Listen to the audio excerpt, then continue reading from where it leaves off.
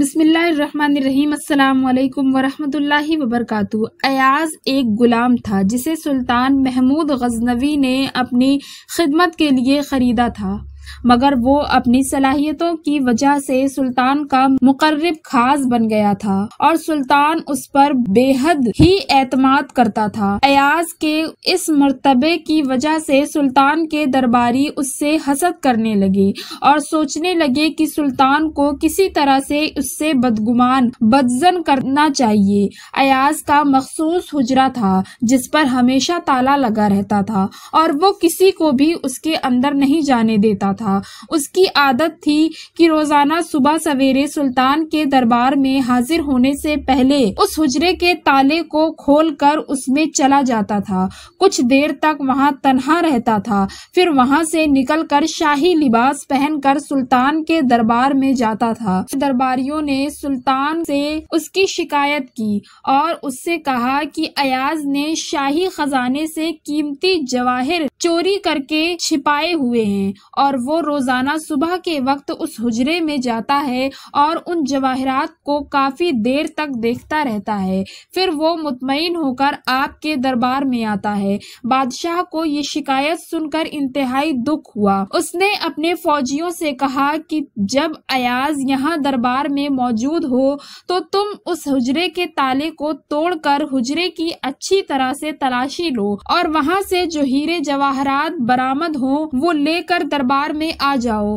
دوسرے دن ایاز سلطان کے دربار میں بیٹھا تھا کہ فوجیوں نے اس کے حجرے کا تالا توڑا اور اس کی عدم موجودگی میں اس کے حجرے میں داخل ہو گئے۔ انہوں نے پورے کمرے کی تلاشی لی، وہاں ایک پھٹے ہوئے لباس اور پھٹے ہوئے جوتے کے سوا انہیں اور کچھ نہ ملا۔ اندر ایک قد عدم آئینہ بھی لگا ہوا تھا۔ انہوں نے زمین کھود کر پوری تسلی کی لیکن مذکورہ اشیاء کے علاوہ انہیں وہاں کچھ بھی نہ ملا۔ وہ اس قد عدم آئینہ اور پھٹے ہوئے لباس اور پرانے جوتے کو اٹھا کر سلطان کے دربار میں پیش ہوئے اور کہا کہ میں نے آپ کے فرمان کے مطابق اس کمرے کی تلاشی لی ہے، وہاں سے یہی چیزیں برآمد ہوئی ہیں۔ چنانچہ وہ مذکورہ اشیاء بادشاہ کے سامنے رکھ کر چلے گئے۔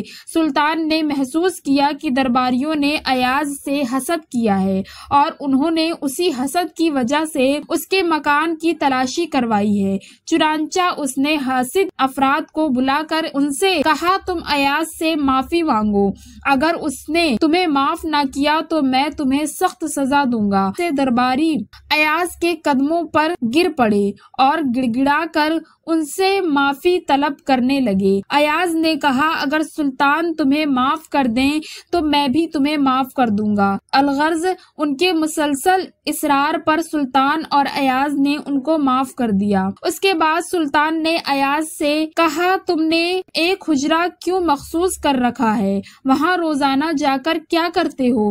ایاز نے کہا سلطان معظم میں ایک حقیر غلام تھا اور بازار میں بک رہا تھا، سلطان نے مجھے خریدا۔ جب سلطان نے مجھے خریدا تھا تو اس وقت میں نے پھٹا پرانا لباس اور پھٹے ہوئے جوتے پہن رکھے تھے اور اس کے علاوہ میرے پاس کوئی دولت نہیں تھی۔ سلطان نے میری عزت افزائی کی اور مجھے اپنا مقرب خاص کر درجہ عطا کیا۔ اس عزت کو دیکھ کر بعض اوقات نفس امارہ مجھے دھوکہ دینے لگ جاتا ہے، چنانچہ میں نے اس کا یہ حل تجویز کیا ہے کہ اپنے پھٹے ہوئے لباس اور پھٹے ہوئے جوتے کو ایک حجرے میں رکھ کر اس پر تالا لگا دیا ہے اور ایک قد عدم آئینہ نصب کیا ہوا ہے۔ سلطان کے دربار میں حاضر ہونے سے پہلے میں روزانہ اس حجرے میں جاتا ہوں اور اپنے آپ کو دیکھتا ہوں اور کہتا ہوں ایاز اپنی حقیقت کو پہچان۔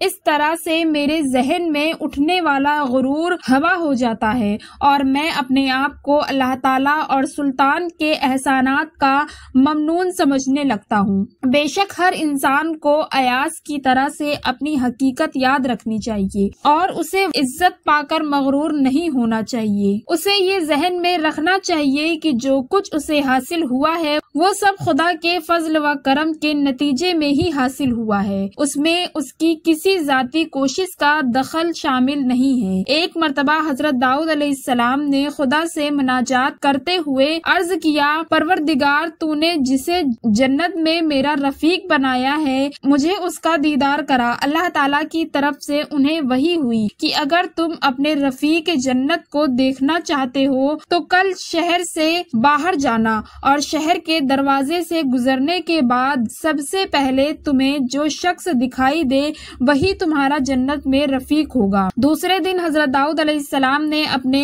فرزند حضرت سلیمان علیہ السلام کو ساتھ لیا اور شہر کے دروازے کو عبور کیا۔ ان کی نظر سب سے پہلے ایک بوڑھے جسے لکڑیوں کا ایک گٹھا سر پر اٹھایا ہوا تھا، وہ اسے بیچنے کے لیے شہر کی طرف آ رہا تھا۔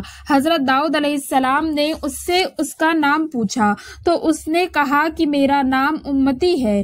واضح رہے کہ یہ بزرگ امتی حضرت یونس علیہ السلام کے والد بزرگوار تھے۔ شہر کے دروازے پر پہنچ کر اس نے آواز دے کر کہا، کوئی ہے جو مجھ سے لکڑیاں خریدے؟ آخر کار ایک شخص آیا اور اس نے اس سے لکڑیاں خرید لی۔ بوڑھے نے لکڑیوں کی قیمت وصول کی اور رقم سے اس نے کچھ گندم خریدی اور پھر گھر چلنے لگا۔ حضرت داؤد علیہ السلام نے اسے کہا، بزرگوار، کیا آپ ہمیں اپنا مہمان بنانا پسند کریں گے؟ بوڑھے نے کہا، سر آنکھوں پر، مہمان تو اللہ کا پیارا ہوتا ہے۔ وہ بوڑھا بزرگ باپ بیٹے کو ساتھ لے کر اپنی کٹیا پر آیا اور اس نے گندم کو چکی میں پیس کر آٹا بنایا، پھر آٹا گوندھ کر اس نے 3 روٹیاں بنائی اور اپنے مہمانوں کے سامنے پیش کی۔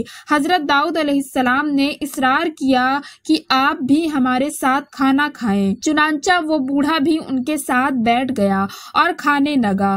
وہ ہر لقمہ توڑتے وقت بسم اللہ کہتا اور لقمہ نگلتے وقت الحمدللہ کہتا۔ جب سب نے کھانا کھا لیا تو اس بوڑھے نے اپنے ہاتھ آسمان کی طرف اٹھائے اور کہا، خدایا، جو لکڑیاں میں نے شہر جا کر فروخت کی ہیں اصل درخت تھی جسے تو نے اپنی قدرت کاملہ کے ساتھ زمین سے اگایا تھا، پھر تو نے اس درخت کو خشک کیا اور تو نے مجھے اتنی قوت عطا کی کہ میں لکڑیاں کاٹ سکوں، اور تو نے ہی شہر میں ان کا گراہک میرے پاس بھیجا، اور تو نے شہر میں گندم رکھوائی ہوئی تھی جسے میں نے خریدا، اس گندم کو تو نے اگایا تھا، پھر تو نے مجھے ایسے وسائل عطا کیے جس سے میں نے گندم کو آٹے میں تبدیل کیا اور روٹی پکائی۔ اس سارے چکر میں بھلا میں نے کیا کیا ہے؟ جب وہ شخص یہ کلمات کہہ رہا تھا تو اس کی آنکھوں سے آنسو رواں تھے۔ جب حضرت داؤد علیہ السلام نے اس کی اس قدردانی کو دیکھا تو آپ نے اپنے فرزند حضرت سلیمان علیہ السلام کو دیکھا اور آنکھوں میں ان سے کہا، تو نے چشم نعمت کی قدردانی کی وجہ سے خدا نے اس شخص کو جنت میں انبیاء کا رفیق بنایا ہے۔ اللہ تعالی ہمیں بھی توفیق عطا فرمائے کہ ہم اس کی نعمتوں کا زیادہ سے زیادہ شکریہ ادا کریں۔ امید ہے کہ آج کی ویڈیو آپ کو پسند آئی ہوگی۔ اگر آپ کو یہ ویڈیو اچھی لگی تو اسی طرح کی ویڈیو دیکھنے کے لیے ہمارے اس چینل کو ضرور سبسکرائب کیجیے۔ ملتے ہیں اگلی ویڈیو میں، تب تک کے لیے اللہ حافظ۔